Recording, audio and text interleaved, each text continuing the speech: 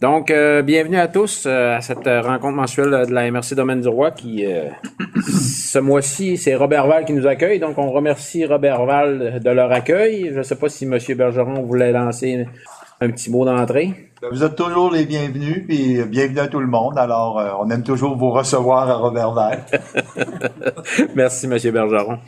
Peut-être d'entrée de jeu, vous remarquez qu'on la plupart ont le petit coquelicot. J'aimerais peut-être donner un mot là, pour le jour du souvenir. Vous savez, j'aimerais qu'on garde un petit moment de silence là, pour une pensée pour ceux qui ont défendu notre liberté et qui le font encore. Donc, quelques secondes là, de silence, s'il vous plaît.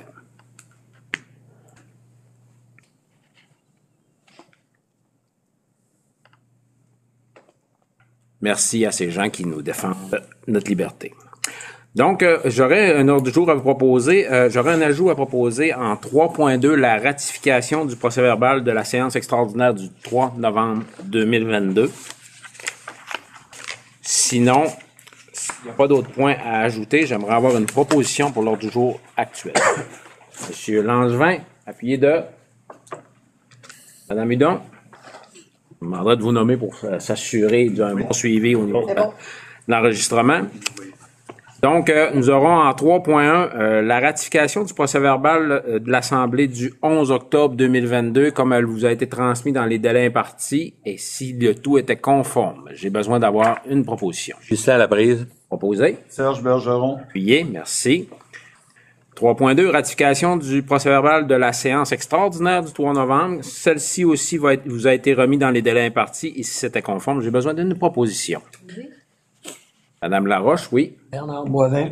Merci, Monsieur Boivin. En 4 périodes de questions préenregistrées. Est-ce qu'on a des questions préenregistrées, M. Gay? Non. Pas de questions. Merci. 5. Administration générale, on dépose le résumé de la correspondance. Vous pouvez en prendre connaissance dans les documents. En 5.2, Monsieur Gagnon, acceptation des comptes. Oui, donc vous avez reçu la liste des comptes à payer qui totalise pour le fonds MRC 62 220 et 28, fonds villégiature 2095 et fonds TPI 4 599 pour un grand total de 66 840 et 23. Des questions ou des commentaires? Ça va? Proposition? Je s'en propose. Et de? Bien. Madame Plourde, merci. Donc, on se transporte en aménagement du territoire en 6.1.1. Avis au ministère des Affaires municipales, le renforcement de l'approche partenariale en aménagement du territoire, Monsieur Bouchard. Oui, donc au cours des dernières semaines, le ministère des Affaires municipales a sollicité la participation des professionnels en aménagement du territoire pour répondre là, à une réflexion concernant le renforcement de l'approche partenariale entre le gouvernement et les MRC. Donc, il invitait là, les professionnels à remplir un court questionnaire là, suite au dernier colloque de l'Association des aménagistes du Québec sur le cadre d'intervention pour l'accompagnement des MRC en aménagement du territoire. Donc, c'est un projet pilote là, qui est en cours depuis quelques années là, à l'initiative de la ministre Madame Laforêt. Donc, sur le plan technique, on a complété le questionnaire là, en collaboration avec les professionnels des autres MRC. Et ce soir, on vous propose d'adopter un projet de résolution là, qui vient adopter officiellement ces commentaires-là et également là, rappeler au ministère des Affaires municipales la volonté des MRC du Saguenay-Lac-Saint-Jean d'obtenir une décentralisation des analyses de conformité quand on procède à des modifications de schéma d'aménagement. Également, là, rappeler là, l'importance d'élaborer un nouveau cadre d'aménagement qui est prévu à l'hiver 2023 suite à la nouvelle politique nationale d'architecture et d'aménagement. Et également, là, rappeler que les MRC de la région estiment que la révision de la loi sur l'aménagement et l'urbanisme et la mise à jour des orientations gouvernementales en aménagement devront suivre cette politique-là. Donc, on vous en fait la proposition ce soir. Merci, M. Bouchard. Oui, toujours rajouter qu'on prône toujours pour une décentralisation, peu importe les services. Là. Ça en est encore un bel exemple au niveau de l'aménagement. Là. Je pense que c'est important là, qu'on puisse porter cette résolution-là là, au ministère. Proposé Luc Gibbons. Parfait. Claire Desbiens. Appuyé Mme Claire Desbiens, merci. 6.1.2, adoption du règlement numéro 295-2022, modifiant le schéma d'aménagement et de développement révisé.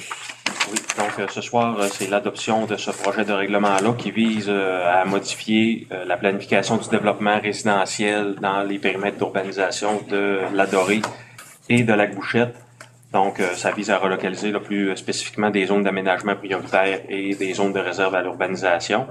Donc, c'est un projet de règlement qui vous avait été soumis en septembre. Il y a eu une assemblée de consultation publique également qui a été tenue là, à la séance du 13. On a reçu l'avis sur le projet de règlement de la ministre là, qui nous indiquait que le projet de règlement était non conforme pour différents éléments, là, entre autres l'horizon de développement sur 15 ans. Donc, on a procédé à des modifications là, en partenariat avec les gens de la direction régionale. Donc, ce soir, on vous dépose un règlement en version finale là, qui est demandé pour tenir compte des formulaires, des commentaires qui ont été formulés par les représentants du ministère. Ça convenait aux 2 municipalités impactées? Oui, ça a été travaillé avec les 2 municipalités là, en amont là, de la préparation du règlement. Parfait. Opposition? Danny Bouchard. Biais de Madame Claudie Laroche, merci. 6.1.3, avis du Conseil sur la résolution numéro 24-10-22-12, dérogation mineure en zone de contrainte pour la ville de Saint-Félicien. Donc, conformément là, aux nouvelles dispositions de la loi sur l'aménagement et l'urbanisme là, qui demandent aux municipalités de transmettre à leur MRC une copie de résolution lorsqu'il y a des dérogations mineures qui sont accordées dans des lieux où l'occupation du sol est soumise à des contraintes. Donc, c'est dans ce contexte-là que la Ville de Saint-Félicien nous a transmis une résolution qui porte le numéro qui a été mentionné pour accorder une dérogation mineure pour l'immeuble situé au 3507 Chemin du Baume à Saint-Félicien. Ça a pour effet, là, cette dérogation mineure-là, de régulariser l'implantation d'un bâtiment principal dans la marge arrière. Donc, après analyse de la résolution, on vous recommande là, d'informer la Ville de Saint-Félicien que le Conseil n'entend pas se prévaloir de son pouvoir de désaveu dans ce dossier-là. Ghislain Nadeau-Appui. Ghislain Laprise, d'accord. Oui, merci. Donc, 6.2, Véloroute des Bleuets, 6.2.1, décompte progressif numéro 6 et réception définitive, aménagement de voies cyclables, projet 4C, Saint-Gédéon. Oui, donc dans le cadre des travaux d'aménagement d'une nouvelle section de piste cyclable à Saint-Gédéon, dont le contrat avait été octroyé en 2021 à Excavation G-Larouche, le surveillant de chantier dans ce dossier-là, qui était Mageco LMG, a remis le décompte progressif numéro 6, qui est le dernier décompte là, pour terminer ce projet-là avec l'entrepreneur pour recommander un paiement de 39 254 et 22 taxes incluses pour les derniers travaux qui ont été réalisés et qui visaient à corriger des déficiences. Également, là, le surveillant recommande la libération de la retenue de 5% pour un montant de 66 914 et 82 taxes incluses. Et également, là, il recommande la signature du document de réception définitive des travaux. Gaston Langevin propose. Ouais. Puis de Serge Bergeron. Serge Bergeron, merci. 6.2.2, fourniture de clôture, aménagement de voies cyclables, toujours dans le projet 4C Saint-Gédéon. Oui, donc pour compléter ce projet-là, il reste à finaliser là, la traverse de voie ferrée qui a été construite la semaine dernière en collaboration avec les gens de la municipalité de Saint-Gédéon.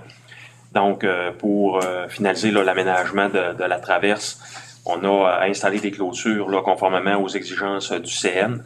Donc, on a sollicité des soumissions et ce soir, on vous recommande d'accorder le contrat de fourniture de clôture à l'entreprise Interclôture pour un montant de 14 664 et 57. Et en parallèle, j'en profiterai aussi pour faire autoriser là, un mandat à signalisation interligne pour la fourniture de panneaux et également là, leur installation pour un montant de 4 884 plus les taxes. Bernard Boivin propose. Luc Chasson appuie. Et 6.2.3, demande d'honoraires supplémentaires construction d'une piste cyclable, projet 1B Sainte-Monique. Oui, donc dans le cadre de ce projet-là, il y a un mandat pour la préparation des plans et devis qui a été confié à l'entreprise Mageco. Donc, ça a été octroyé là, en décembre 2021 pour la préparation des plans, comme je le disais, là, de la nouvelle piste cyclable qui va relier le 6e rang et le chemin des Patriotes du côté de Sainte-Monique. Ça va permettre d'éviter là, la promenade de la rivière Péribonka qui a été fermée en 2017. Là, puis actuellement, là, la piste cyclable est en déviation sur la route 169. Étant donné là, que c'est un projet qu'on estimait beaucoup plus court que ce qu'on a connu, donc on vient là, d'octroyer le contrat là, à la séance de septembre à l'entreprise Roc Dufour. Donc notre firme d'ingénierie, là, comme je le disais, Mageco, réclame des honoraires supplémentaires là, pour des travaux qui étaient non prévus au devis, pour un montant total de 4 900 $ plus les taxes. Ce soir, là, je vous recommande d'accepter là, ces honoraires supplémentaires. Proposé, Serge Bergeron. Secondé, Cindy Plourde. Merci. Quelqu'un qui est Bouchard. recyclable. C'est pour adopter les budgets. Merci, M. Bouchard. On se transporte à 7.1, dépôt du portrait sur les services de garde. Comme vous le savez, là, dans les derniers mois, on a fait faire un portrait là, sur les disponibilités de services de garde au niveau de la MRC domaine du Roi. Ce portrait-là visait essentiellement à démontrer au gouvernement qu'on allait être en trop de services au cours des prochaines années. Le gouvernement, lui, s'est fié un peu à des chiffres qu'ils avaient, puis pour démontrer ça, il fallait faire une étude, nous, sur ce qui s'en vient réellement, puis des données réelles du terrain.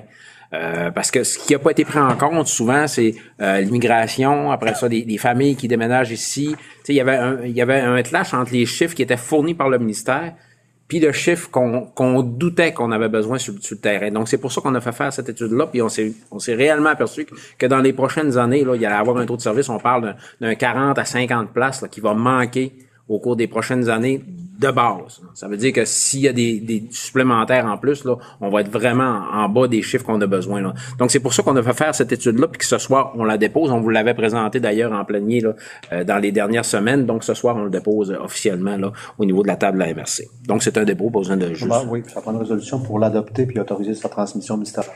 Parfait. Donc, une résolution. Marie-Noël Cindy Plourde. Diplourde et Mme Bérère, merci. 7.2, présentation, municipalité, amis des aînés et demande d'aide financière. Mario? Oui, en fait, vous avez eu aussi la présentation lors du dernier comité plénier. Donc, ce soir, vous pourriez là, accepter d'octroyer une aide financière de 26 000 qui proviendrait là, du Fonds Région Ruralité Volet 2 pour la mise en œuvre du plan d'action territorial puis des plans locaux, là, des plans d'action locaux pour 2022-2023. Puis vous pourriez aussi autoriser par la même occasion là, la table de concertation des aînés à mettre en place le processus d'octroi de ces sommes-là, puis mandater là, Jacinthe comme étant la personne responsable au niveau du conseil pour le décaissement aux bénéficiaires. Bernard Boivin propose. Appuyé, Serge Bergeron. Parfait. Merci. 7.3. Fonds, région et ruralité, adoption des priorités de la politique de soutien aux projets structurants pour améliorer les milieux de vie. Oui, en fait, afin de respecter les exigences de l'entente qu'on a avec le ministère des Affaires municipales concernant le Fonds Région Ruralité, il faut adopter annuellement des priorités d'intervention qu'on entend préconiser en matière de développement local et régional, et aussi une politique de soutien aux entreprises et une politique de soutien aux projets structurants. Donc, vous avez eu la présentation du projet de politique, donc vous pourriez ce soir là, procéder à l'adoption de ces documents-là. Justin Hudon propose. Justin Hudon, M. Bouchard, merci. 7.4, adoption de projet dans le cadre du Fonds des redevances hydroélectriques. Oui, un projet donc qui a été déposé par la municipalité de Saint-Edwidge, donc ça consiste à l'accompagnement pour la tenue d'une journée d'orientation stratégique. Donc, c'est une somme de 4 199,50 qui provient de l'enveloppe réservée à la municipalité de Saint-Edwidge. Donc, vous pourriez ce soir accepter le projet. On va faire la proposition. Robert Bilodeau. Secondé, Cindy Plourde. Merci. 7.5, adoption d'un projet dans le cadre du Fonds Région et Ruralité. Encore une fois, municipalité de Saint-Edwidge, cette fois-là, c'est un projet qui consiste à l'acquisition de matériel pour les fêtes d'Halloween et de Noël à Saint-Edwidge. Donc, c'est un 1 000 $ dans le cadre du volet mobilisation. Ghislain Laprise propose. Félicitations, appui. Félicitations à Saint-Edwidge pour ces deux beaux projets. Travaillez fort, je peux faire. J'en doute pas. Une seconde. 7.6, appel de projet culturel. Oui, donc comme vous a été présenté ce soir, donc vous pourriez autoriser l'ouverture d'un appel de projet là, dans le cadre des volets 2 et 3 de l'entente de développement culturel et aussi autoriser l'instance de mobilisation de l'entente à mettre en place là, le processus d'octroi des sommes et encore une fois, le mandater Mme Jacinthe Brassard comme étant la personne responsable pour le suivi des dossiers et le décaissement des sommes. Proposé, Serge Bergeron. Appuyé par Marie-Noël Bérère. Merci. Donc, 7.7, contribution 2022 au Bureau d'information touristique territoriale. Oui, c'est afin d'approuver le versement de la contribution financière de la MRC pour l'année 2022 au Bureau d'information touristique territoriale là, situé à Lac-Bouchette. Les frais d'exploitation du kiosque pour la municipalité ont été, selon le rapport d'exploitation, de 39 975 $. Donc, le conseil pourrait approuver le versement de notre aide financière de 28 000 $. On va faire la proposition. Robert Bilodeau. Gaston Langevin, appuie. Merci. 9.1, demande d'aide financière 2022-2024 au ministère des Transports du Québec. Programme d'aide au développement du transport collectif, volet 2. Monsieur Bouchard. Oui, donc en juin dernier, le MTQ a publié les nouvelles modalités pour son programme d'aide au développement du transport collectif. Donc en tant qu'organisme admissible et selon ces nouvelles modalités, la MRC peut déposer depuis ce nouveau programme-là là, une demande d'aide financière sur 3 ans, comparativement aux années passées là, où c'était une demande annuelle. Donc, pour déposer sa demande, là, la MRC doit fournir les éléments suivants: une planification triennale des revenus et dépenses, une projection triennale de l'achalandage, une résolution là, qui reprend chacun de ces éléments-là, le rapport d'exploitation de l'année précédente et également une copie ou une mise à jour du plan de développement des services. Donc, en fonction des prévisions budgétaires et des déplacements déposés par Accès Transport, là, qui les a adoptés en conseil d'administration, on pourrait confirmer au ministère des Transports une demande sur 3 ans pour les années 2022 à 2024 à hauteur de 244 111, 290 654 et 305 144 $ pour les 3 prochaines années. Cette année, on propose ça? Bernard Boivet, seconde. Merci. Puis on va s'habituer au nouvel acronyme aussi, M. Bouchard. Oui. MTMD. Donc, le ministère des Transports et de la Mobilité durable. Ah.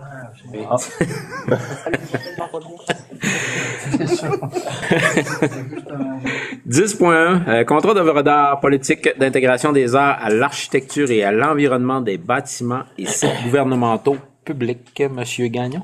Oui, dans le cadre des travaux là, d'agrandissement et de réaménagement des locaux de la MRC, on était soumis à la politique d'intégration des arts. Donc, on devait investir une somme de 29 973 $.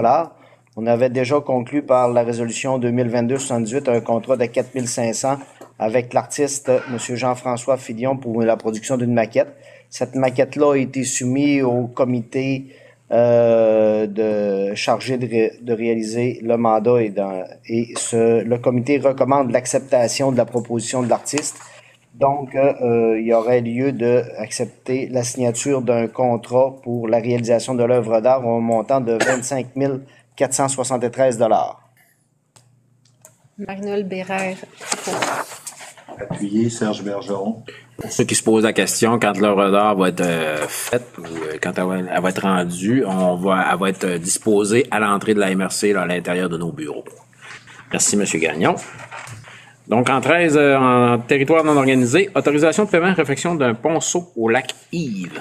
Oui, donc suite aux pluies printanières du printemps dernier, là, on avait été avisé de dommages sur un ponceau situé dans le secteur du lac Yves, à la limite ouest là, de la MRC.